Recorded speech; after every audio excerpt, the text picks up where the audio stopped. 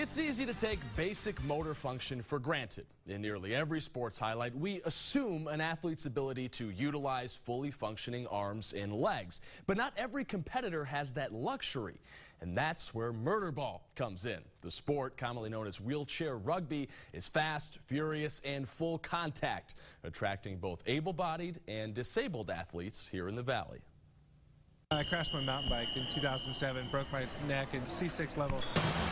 In an instant, Spencer Larimore went from an active, able-bodied athlete to one limited by injury. There really isn't an outlet. I tried to play basketball, but I don't have enough tricep to shoot a basket.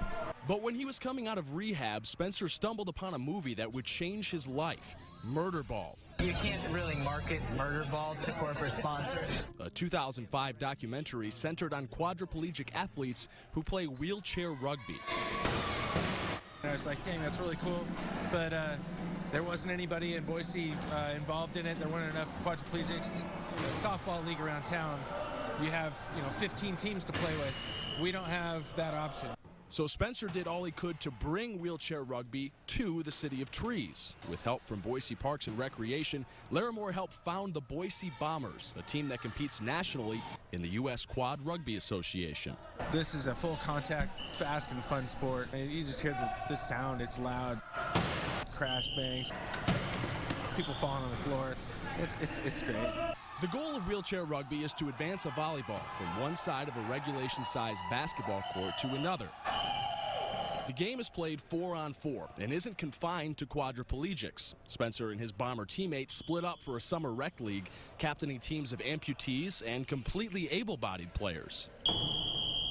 When I lost my leg in 2008, it was a shock. It wasn't something I was planning, but I almost think it's a blessing. Kevin Falk is not a quadriplegic, so he can't play for the Bombers. But he's learned to love the sport, thanks to the Thursday night league at Fort Boise, where Falk is cheered on by his wife and grandson. I started off with basketball and then went into rugby, and now I'm playing tennis. So I play more sports now than I do with one leg than I did with two legs. You get a sense of camaraderie with other people that have the similar disabilities. You learn a lot from each other, everyday things.